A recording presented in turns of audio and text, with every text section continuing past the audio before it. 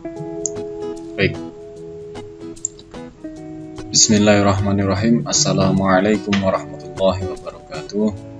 Alhamdulillahirabbil alamin.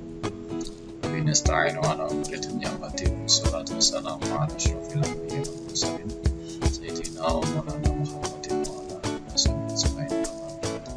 Selamat pagi teman-teman semuanya. Alhamdulillah pada hari ini kita bertemu kembali di perkuliahan Sistem Informasi Manajemen pertemuan yang ke-12. Nah, sebentar lagi kita UTS, UAS ya teman-teman. Baik, pada pagi hari ini kita akan membahas tentang e-commerce ya. E-commerce, di situ nanti kita akan bahas tentang pasar e-commerce itu seperti apa, barang digital. Oke, langsung saja kita ikuti perkuliahan pada hari ini. Namun, sebelum kita mulai, alangkah baiknya kita membaca surat Al-Fatihah.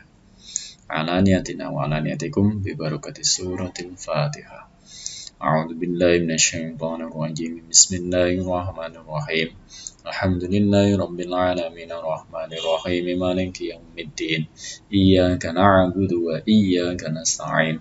Ihdinas siratal mustaqim. Siratal ladzina an'amta 'alaihim ghairil maghdubi 'alaihim waladdallin. Rabbifirli wa liwalidayya wa lil mu'minina amin. Baik teman-teman, langsung saja kita masuk ke materinya pada hari ini.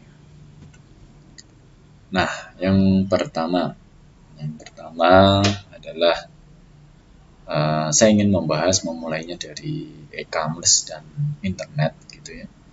Jadi di dunia e-commerce, dunia internet tentu Anda pasti sudah sangat terbiasa sekali dengan hal-hal seperti ini, bahkan sering melakukannya begitu ya, sering menggunakannya ya. Namun kenapa ini menjadi penting dalam mata kuliah Sistem Informasi Manajemen? Karena kita harus mempelajari bagaimana kondisi e-commerce saat ini begitu, khususnya di Indonesia. Lalu mengapa e-commerce itu menjadi berbeda dengan pasar yang lain, pasar tradisional khususnya. Kemudian konsep kunci atau konsep utama dalam e-commerce itu apa saja sih sebenarnya ya, baik itu pasar digital maupun barang digital yang ada di pasar global. Nah, ini akan menjadi sangat menarik ketika kita tahu latar belakangnya. Nah, selanjutnya adalah kita akan membahas satu persatu ya, e-commerce, kondisi e-commerce saat ini di Indonesia seperti apa. Oke. Nah, teman-teman, di sini ada data ya. Data ini saya ambil dari katadata.com. Data ini adalah data tahun 2019. Kondisi e-commerce saat ini di Indonesia ini berdasarkan penelitian ya, lembaga riset dari Inggris namanya Merchant Machine. Itu ada 10 negara dengan pertumbuhan e-commerce tercepat. Nah, siapa saja? Cukup mengagumkan. Yang pertama adalah Indonesia, teman-teman. Negara kita tercinta. Jadi, pertumbuhan e-commerce di dunia ya, didominasi di Indonesia sebanyak 78%. Tercepat di dunia. Ya, Indonesia luar biasa, menjadi pasar yang strategis, pasar potensial bagi e-commerce dunia. Nah, ada 78% ini mengungguli Meksiko. Meksiko pertumbuhannya sekitar 59% ya. Di Filipina sendiri malah cuman sekedar 51%. Nah, artinya Indonesia ini merajai ya dibandingkan Meksiko, Filipina, Kolombia, Uni Emirat Arab, Vietnam, Arab Saudi, Israel, India, Tiongkok. Nah, yang paling mengejutkan teman-teman, Tiongkok yang notabene adalah Cina, yang biasanya produk-produk made in Tiongkok, made in Cina ini kita beli, tapi nyatanya mereka justru tidak menjadi tidak menjadi konsumer tertinggi ya, di dibanding 10 negara, malah dia malah terendah. Artinya apa? Kita ini menjadi pembeli potensial, ya. Di sisi lain, ya, Tiongkok ini mah justru dia sebenarnya menjadi produsen yang kuat, tapi dia tidak tidak menjadi konsumen dalam e-commerce. Nah, aneh kan ya? Ya inilah kebalikan kita Indonesia dengan Cina. Oke. Nah, selanjutnya adalah berdasarkan riset Mercer Mason ini bahwa belanja per orang di Indonesia ini sekitar 3,19 juta, ya. Jadi 3,19 juta per orang. Rata-rata mereka orang-orang Indonesia ini belanja di e-commerce itu 17,7%-nya adalah pemesanan hotel, pemesanan pesawat gitu ya. Kemudian 11,9%-nya adalah belanja pakaian, perlengkapan sehari-hari begitu. Dan 10%-nya adalah mereka membelanjakan tentang belanja kecantikan, kesehatan dan seterusnya. Nah, fakta yang mengejutkan ini terkait tentang e-commerce saat ini menjadi penting kita selaku mahasiswa mempelajari sistem informasi manajemen. Ternyata dalam e-commerce ini luar biasa potensinya. Kemudian bagaimana kita bisa menangkap peluang di dalamnya. Ya. Baik, selanjutnya adalah pertanyaan yang kedua adalah kenapa sih e-commerce itu menjadi berbeda dengan pasar-pasar sebelumnya, ya kan? Kenapa e-commerce ini menjadi penting gitu ya untuk dipelajari. Nah, jadi teman-teman dalam e-commerce itu ada istilah namanya ubiquity. Ubiquity ini di dalamnya terkait tentang ruang pasar dan biaya transaksi. Maksudnya gimana Pak? Maksudnya e-commerce ini menjadi berbeda karena apa? Karena ruang pasarnya yang berbeda, ya kan? Jadi ruang pasar e-commerce ini berbeda dengan pasar-pasar sebelumnya, pasar tradisional. Jadi ada pemindahan dari pasar konvensional, pasar tradisional ke digitalisasi. Nah, inilah sistem informasi manajemen bermain di dalam ruang pasar yang awal mulanya adalah tradisional menjadi pasar digital. Tentu efeknya akan menjadi banyak efeknya karena kita tidak perlu membutuhkan tempat, tidak perlu membutuhkan sewa tempat, biaya listrik dan lain-lainnya. Kita tidak perlu membutuhkan itu. Nah, dengan adanya ruang pasar yang berbeda itu. Kemudian yang kedua adalah biaya transaksi. Nah, biaya transaksi ini tentu akan berbeda sekali dengan pasar tradisional. Kenapa kok beda? Karena ya jelas dalam biaya transaksi pasar e-commerce itu kan hemat secara biaya. Ya jelas hemat biaya karena tidak ada sewa dan lain sebagainya tadi.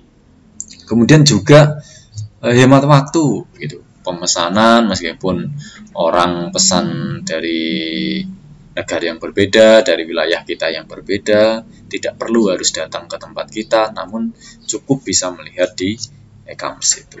Nah, itu tentu akan sangat-sangat efisien, ya, sangat-sangat efisien biaya transaksinya itu, karena hemat waktu sekaligus hemat tenaga, kira-kira begitulah ya. Ya, selanjutnya adalah kemudian mengapa e-commerce menjadi berbeda karena jangkauan globalnya ini juga berbeda. Ya. Jadi kalau pasar tradisional mungkin hanya sekedar melintasi ya batas wilayah lah, paling jauh batas antar kabupaten, antar kota. Tapi kalau jangkauan di e-commerce ini sudah mengglobal. Artinya apa? Ini sudah melintasi batas budaya, batas negara. Coba bayangkan kalau kita belanja di misalnya eBay, kemudian di siapa itu miliknya Jack Ma itu, ya, itu Alibaba misalnya, itu tentu akan luar biasa. Batas-batas budaya, batas-batas negara itu sudah kita lewati semua. Nah, selanjutnya kenapa e-commerce berbeda adalah karena e-commerce ini memiliki standar yang universal. Maksudnya gimana? Standar universal ini Jadi mau konsumen menggunakan HP apapun, smartphone apapun, mereknya tetap akan bisa menggunakan yang namanya e-commerce karena standarnya sudah standar universal. Artinya setiap negara, setiap produsen, setiap konsumen ini memiliki teknologi yang sama. Jadi memiliki standar universal yang sama. Standarnya lebih universal gitu ya. Jadi mau beli apapun bisa dengan alat apapun, smartphone yang saat ini maksudnya itu tetap bisa. Nah, tentu ini akan mengakibatkan biaya masuk pasar ini maupun biaya dalam mencari barangnya itu akan cenderung lebih turun kan gitu, lebih rendah kan gitu. Karena apa? Kalau dengan e-commerce ini kan tentu biaya penjual untuk masuk ke pasar itu tentu akan lebih hemat karena cukup hanya dengan register ke e-commerce, tinggal menjual barangnya kan begitu. Kemudian di biaya pencarian dari sisi konsumen juga akan lebih murah gitu. Karena dia tidak perlu datang satu persatu ke toko, cukup melihat barang ini seperti apa, kualitasnya bagaimana, dan standarnya sudah universal gitu karena bisa membandingkan dengan ini. Selanjutnya adalah e-commerce ini memiliki kekayaan tersendiri. Artinya apa? Di sini adalah kekayaan informasi. Jadi pembeli bisa membandingkan harga dari para penjual, ya, dia memiliki banyak informasi. Kemudian pembeli bisa mengetahui barang ini ori atau tidak dengan tanda yang diberikan atau label yang diberikan oleh platform begitu ya, platform e-commerce tentu. Pembeli juga tahu ini toko yang star atau toko yang enggak, masih toko yang paling laris atau enggak misalnya. Terus ada komen-komen dari pembeli itu namanya apa? Review ya. Review itu juga ya ini menjadi kekayaan informasi tersendiri bagi e-commerce kan begitu. Selanjutnya adalah interaktivitas. Ya.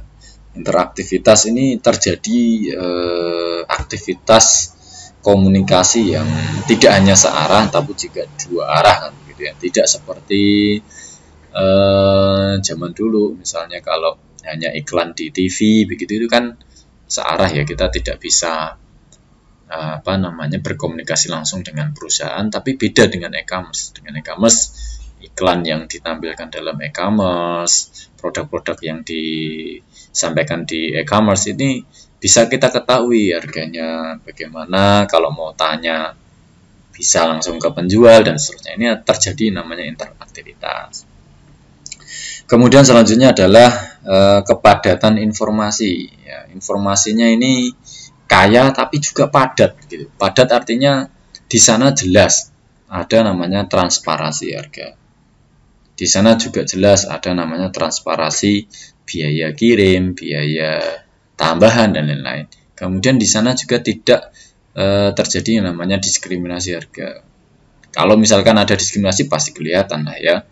Pasti sangat kelihatan. Karena apa? Karena di sana siapa penjual yang menjual lebih mahal, siapa penjual yang menjual paling murah, di sana kelihatan semuanya. Maka dari e-commerce ya sangat minim lah terjadi namanya diskriminasi harga itu. Kemudian yang terakhir, kenapa e-commerce menjadi berbeda? Karena ada namanya personalisasi atau customisasi. Jadi penjual di e-commerce itu bisa menentukan konsumen yang diinginkan seperti apa, ya, berdasarkan wilayahnya mungkin, atau berdasarkan minat konsumennya mungkin, dan seterusnya. Jadi bisa dipersonalisasi, ya, mau jual di bidang apa, kecantikan, silakan. Nah, maka e-commerce ini menjadi berbeda dengan yang lain. Oke teman-teman, baik. Nah, selanjutnya sebenarnya konsep utamanya dalam e-commerce itu seperti apa sih? Nah, jadi konsep utama dalam e-commerce ini yang pertama adalah adanya simetri informasi. Maksudnya apa simetri informasi? Jadi simetri informasi ini ada informasi yang transparan begitu ya. Jadi misalnya harga ya, harganya berapa, kemudian waktu pengirimannya itu juga transparan gitu informasinya di e-commerce itu. Ya, kemudian lokasinya di mana, biaya kirimnya berapa, transparan semua. Ya, inilah konsep yang utama. Jadi kata kuncinya dalam e-commerce itu harus ada yang namanya simetri informasi, sehingga orang atau konsumen ya, pembeli itu bisa melihat sejauh mana produk yang akan dibeli, biayanya berapa, biaya kirimnya berapa, sampai perkiraan waktu kirimnya berapa hari dan seterusnya, sehingga bisa diramalkan sebelumnya. Ini konsep utama dalam e-commerce. Selanjutnya adalah ada namanya biaya menu. Biaya menu apa itu maksudnya? Biaya menu ini adalah biaya penjual atau pedagang untuk merubah harga yang lebih rendah. Jadi penjual ini sangat mudah sekali untuk merubah-rubah harga itu, sehingga harganya lebih dinamis kan. Makanya di sini ada kenapa konsep e-commerce ini harganya selalu dinamis, berubah-ubah cepat begitu ya, mengikuti stok, mengikuti persediaan barang dan seterusnya. Ini harganya sangat dinamis, bisa dirubah sewaktu-waktu. Kemudian ada namanya disintermediasi. Maksudnya gimana? Jadi penjual atau produsen itu tidak perlu membuat banyak lini penjualan, misalnya membuat distributor di wilayah tertentu gitu ya, kemudian pemasaran di wilayah tertentu dan selain sebagainya. Jadi mengurangi perantara lah kira-kira begitu. Jadi bisa saja dengan e-commerce itu produsen bisa langsung menjual ke konsumen, itu bisa. Nah, maka mengurangi tentu ini akan meningkatkan meningkatkan laba, meningkatkan keuntungan, kemudian mengurangi broker kan begitu ya. Nah, selanjutnya adalah dalam e-commerce ini ada namanya barang digital. Nah, barang digital ini yang namanya juga barang digital. Jadi meskipun barang ini sebenarnya tidak berupa digital ya, tapi dikirim melalui jaringan digital begitu. Jadi pembeli cukup melihat di display seperti apa, kemudian rinciannya seperti apa, semakin lengkap di review, semakin lengkap diberi penjelasan terkait produk, itu akan memungkinkan pembeli mengambil keputusan untuk membeli karena sifatnya digital gitu. Jadi pengirimannya juga melalui digital. Kemudian yang selanjutnya adalah model bisnis internet ya. Jadi dalam e-commerce ini khas ini ya. Ada namanya model bisnis internet. Maksudnya gimana, Pak? Maksudnya di dalamnya ada pure play, kemudian clicks and mortgage.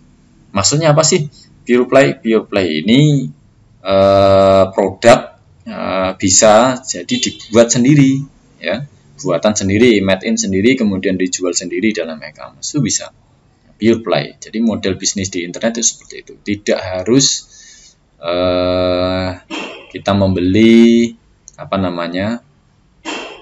kalau istilahnya kulaan ya, istilahnya membeli dari produsen kemudian kita jual lagi. Itu pun juga bisa. Tapi konsep utama dari e-commerce itu sebenarnya memfasilitasi orang yang membuat produk sendiri kemudian bisa dijual sendiri secara mudah kan begitu. Kemudian ada namanya click and mortar ini bahasa Inggrisnya ya.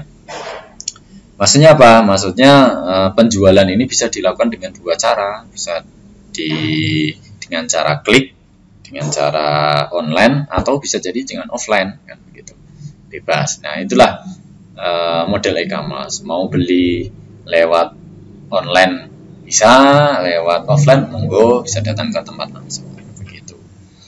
Nah, selanjutnya masih dalam konsep utama e-commerce itu adalah komunikasi dan komunitas. Ya, ini penting nih, komunikasi dan komunitas.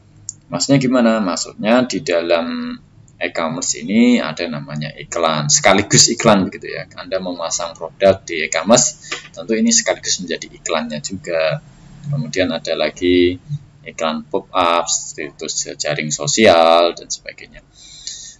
Oke, selanjutnya yang terakhir adalah konten digital. Konten digital ini tentu dalam e-commerce ini biasanya terkait tentang hiburan, layanan dan sebagainya ya.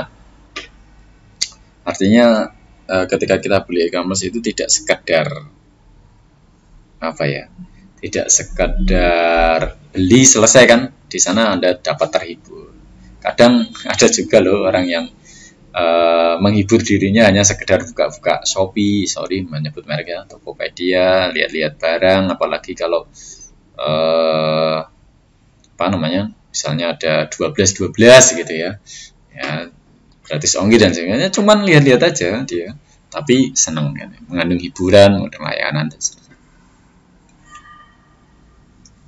Baik, selanjutnya adalah e-commerce ya, dilihat dari sisi bisnis dan teknologi. Nah, yang pertama jenis e-commerce. E-commerce ini ada banyak, ada 3 ya. Ada e-commerce yang sifatnya adalah business to consumer atau bisnis ke konsumen. Kemudian ada business to business atau jadi e-commerce-nya itu dari bisnis ke bisnis gitu. Ada juga malah bisnis yang konsumen ke konsumen, consumer to consumer. Nah, itu ada juga. Nah, jadi ada 3. Nantilah akan kita jelaskan ini yang jenis e-commerce ini. Selanjutnya adalah model bisnis e-commerce. Ya, tentu ini sudah saya singgung di awal tadi bahwa model bisnis e-commerce adalah berbasis digital tadi ya, yang saya sebutkan ciri-cirinya, konsep utamanya tadi. Oke, selanjutnya yang ketiga adalah model pendapatan e-commerce. Nah, ini e-commerce ini sebenarnya pendapatannya dari mana sih kan begitu. Nah, e-commerce ini memiliki pendapatan dari banyak sebenarnya sumbernya. Yang pertama jelas dari iklan kan. Dari iklan yang dipasang di e-commerce tentu akan misalnya produsen mengiklankan produk yang saat ini sedang diskon besar-besaran dan lain sebagainya. Ini kan bisa ditunjang melalui iklan di e-commerce. Nah, ini juga menjadi pendapatan tersendiri bagi e-commerce begitu. Kemudian belum lagi dari subscriber, dari langganan, pelanggan ya. Semakin banyak yang menjadi pelanggan tentu akan mendapat keuntungan tersendiri. Kemudian belum lagi biaya transaksi, biasanya persentase kan dari biaya transaksi dari konsumen ke pembeli ke penjual di e-commerce itu kan ada biaya transaksinya sekian persen kan begitu. Ada lagi namanya free or freemium. Apa itu? Free itu biasanya aplikasi e-commerce itu menawarkan aplikasi gratis ya, tapi ada fitur-fitur tambahan yang biasanya berbayar begitu. Ada fitur-fitur tambahan yang berbayar. Contoh aja di Google misalnya. Google Anda menggunakan fasilitas-fasilitas di Google. Itu fasilitas dasarnya, kalau pengen lebih bagus lagi bisa beli misalnya begitu. Atau di Office, kalau di komputer itu ada namanya Office. Di Microsoft Office itu juga ada yang Office 365 atau berapa itu yang gratis ya, tapi terbatas kan. Kalau pengen dapat fasilitas lebih maka harus berbayar gitu. Nah, kemudian lanjutnya adalah jejaring sosial. Jadi dalam e-commerce itu biasanya akan berhubungan dengan iklan-iklan di Instagram, Facebook, Twitter, dan lain-lain. Nah, ini untuk meningkatkan penjualan. Coba Anda lihat di Instagram baru buka, biasanya ada iklan e-commerce gitu. Kemudian yang kelima adalah pemasaran e-commerce. Nah, pemasaran e-commerce tentu akan berbeda dengan pemasaran tradisional. Ya, jelas akan berbeda. Karena apa? Karena ini biasanya pemasaran e-commerce itu didasarkan pada behavior targeting ya. Jadi targetnya itu berdasarkan perilaku. Jadi konsumennya ini dilihat berdasarkan perilakunya. Perilaku konsumennya seperti apa? Dia tertariknya di produk apa? Kemudian di kisaran harga berapa? Asal wilayahnya mana dan seterusnya. Nah, ini di e-commerce ini basis datanya sangat kuat karena orang yang mendaftar sebagai pembeli di aplikasi di e-commerce itu otomatis terekam. Kita sering ngeklik apa, sering buka apa, akan ditawari apa, dan seterusnya. Nah, itulah kelebihan dari pemasaran e-commerce marketing. Selanjutnya adalah business to business e-commerce. Ya, ini loh yang jadi inovasi dari yang namanya e-commerce. Jadi di e-commerce ini seperti yang kita bahas di bab kemarin ada namanya supply chain management. Jadi include ya. Jadi di e-commerce ini include. Jadi mulai dari pemesanan, kemudian proses pengemasan sampai proses pengiriman itu tercover di e-commerce gitu. Jadi bisnis to bisnis yang menggunakan e-commerce ini tentu akan lebih kompetitif lah ya, lebih memiliki keunggulan kompetitif gitu.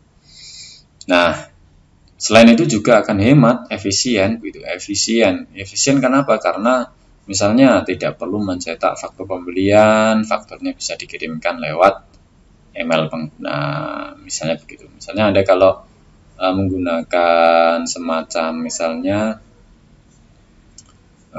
Traveloka misalnya, contoh aja ya, Anda pesan di hotel ini bayarnya sekian, biaya sekian, biasanya Anda akan dikirimkan lewat email kan, faktur pembeliannya dan lain sebagainya. Nah, ini loh yang jadi kolaborasi bisnis dan teknologi dalam e-commerce itu seperti itu.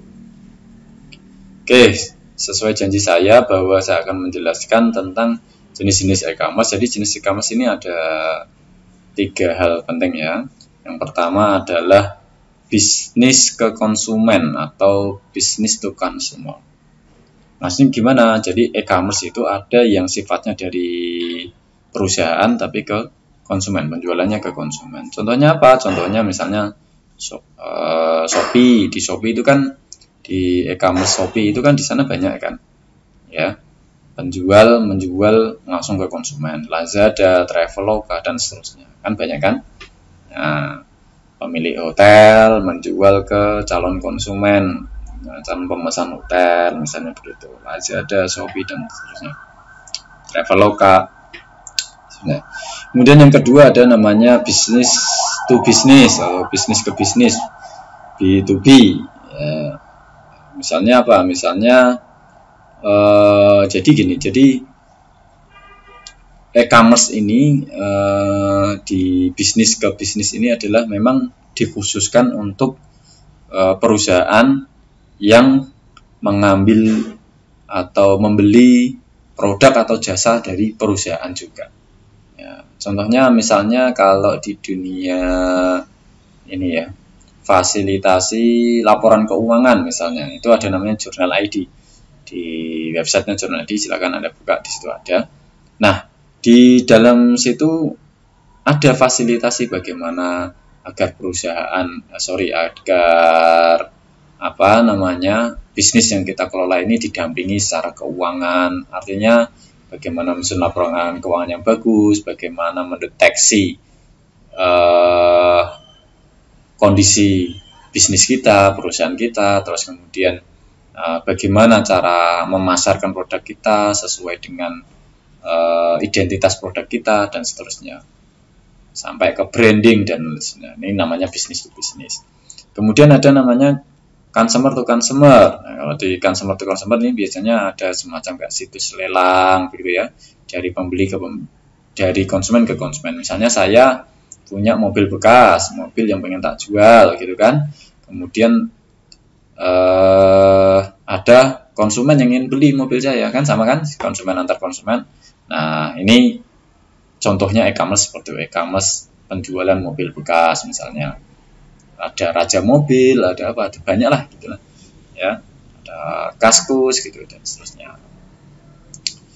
Nah itu. Nah yang terakhir adalah platform digital seluler atau e-commerce yang berbasis smartphone, Android dan lain sebagainya.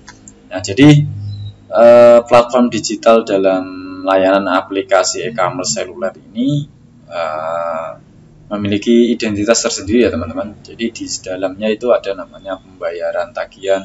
Ini biasanya dibuat oleh lembaga perbankan. Misalnya kalau dalam Bank Syariah Indonesia itu ada namanya BSI Mobile, misalnya seperti itu. Terus kalau di BRI ada Brimo, misalnya begitu, dan seterusnya. Nah ini menjadi platform tersendiri ya. Jadi e-commerce-nya berbasis lebih terpersonalisasi begitu, berdasarkan rahasia kita sendiri begitu. Nah, misalnya di dalamnya itu ada pembayaran tagihan, kalau pengen beli langsung aja bisa terkoneksi ke rekening kita, misalnya begitu. Bisa membayar melalui rekening kita otomatis kan, tinggal mengisi PIN-nya dan lain sebagainya. Nah, itu. Nah, kemudian di dalamnya juga tidak hanya ada